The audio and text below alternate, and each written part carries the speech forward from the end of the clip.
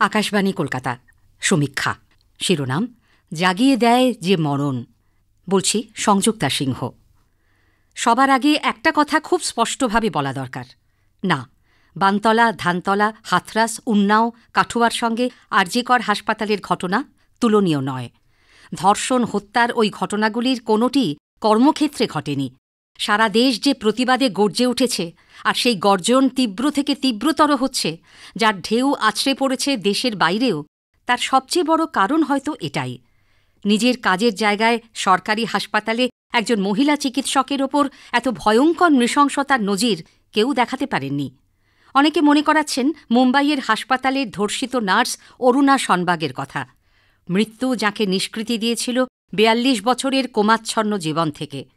কিন্তু চারতলার সেমিনার রুমে ৯ই আগস্ট সকালে পিজি দ্বিতীয় বর্ষের ছাত্রী চিকিৎসকের বিবস্ত্র বিক্ষত দেহ আবিষ্কারের পর এখনও জানা যায়নি ৩৬ ঘণ্টা টানা ডিউটি করে ক্লান্ত ঘুমন্ত মেয়েটার ওপর অত্যাচার চালিয়েছিল ঠিক কজন। ময়নাতদন্তের রিপোর্টে শরীর জুড়ে আঘাতের যে বিবরণ শোনা গেছে, তাতে ক্রমশ পোক্ত হয়েছে গণধর্ষণের অনুমান। পুলিশের বড়কর্তা বা রাজ্যের সর্বময় কর্ত্রী প্রাথমিক তদন্ত পর্বের কুশলতা নিয়ে যতই বড়াই করুন, ঘটনা জানাজানি হবার পর হাসপাতাল কর্তৃপক্ষ এবং পুলিশের প্রতিটি পদক্ষেপ প্রকৃত সত্য ধামাচাপা দেবার সন্দেহ উস্কে দিয়েছে। কেউ কেউ বলছেন দৃশ্যতই দুর্বল চিত্রনাট্য। আদালতের নির্দেশে তদন্তভার সিবিআইয়ের হাতে যাবার পর অকুস্থলের কাছে ভাঙাভাঙি শুরু করা সেই কাঁচা চিত্রনাট্যেরই অংশ। সেমিনার রুমই প্রকৃত অকুস্থল কিনা, এখন তো সেই প্রশ্নও উঠছে।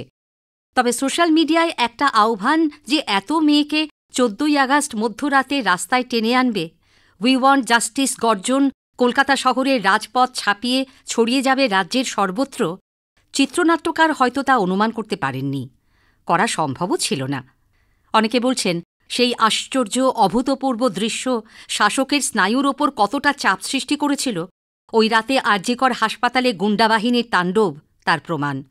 কিন্তু তাতে জনরোষ আরও বেড়েছে। দুর্বৃত্ত তাণ্ডবের দায় বাম আর রামের ঘাড়ে চাপানোর কাউন্টার ন্যারেটিভ কাজে আসেনি, বরং আরও গাঢ় হয়েছে প্রমাণ লোপাটের সন্দেহ। দুর্বৃত্তদের রাজনৈতিক আনুগত্যও গোপন থাকছে না। হামলার সময় রক্ষাকর্তা পুলিশের ভূমিকা এখন আতশকাচের নিচে।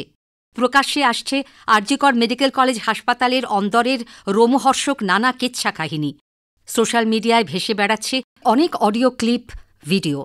কোনটা সত্যি কোনটা ভুয়ো যাচাই করার উপায় নেই। প্রয়োজনও মনে করছেন না সবাই। শিউরে উঠছেন, মেয়েটাকে কি তবে এই চক্রের হাতেই মরতে হলো? এত নৃশংসতা কি কোনো আক্রোশবশত? না হলে প্রথমে আত্মহত্যা কেন বলা হবে? খুনের অভিযোগ দায়ের হবে না কেন? মৃত মেয়েকে দেখার জন্য মা বাবাকে কেন অপেক্ষা করতে হবে ৩ ঘণ্টা? দেহের সৎকার করার এত তাড়াই বা ছিল কেন পুলিশের? সিবিআই তদন্তে আপত্তি নেই বলেও কেন গড়িমসি করলেন সরকার মুখ্য?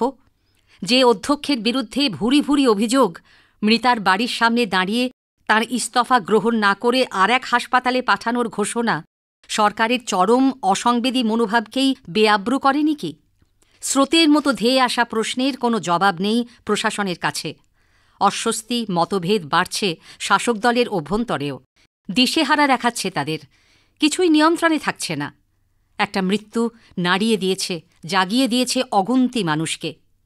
জানতে ইচ্ছে করে শাসক দলের দোর্দণ্ড প্রতাপ বাহুবলী নেতা আর তার দলবলের দীর্ঘ শোষণ আর অত্যাচারের বিরুদ্ধে বাঁশ, লাঠি, ঝাঁটা হাতে সন্দেশখালী যে মহিলারা রুখে দাঁড়িয়েছিলেন, যাঁদের তুমুল বিক্ষোভের সামনে হাতজোড় করে ভুল স্বীকার করতে দেখা গিয়েছিল পুলিশকর্তাদের, যে স্বতঃস্ফূর্ত গণরোষ ফায়দা সর্বস্ব রাজনীতির কানাগলিতে পথ হারিয়েছিল, প্রতিদিনের বেঁচে থাকার সংগ্রামে বলদর্পীদের কাছে অপমানিত লাঞ্ছিত সেই প্রান্তিক নারীদের কাছে কি পৌঁছেছিল রাত দখলের বার্তা?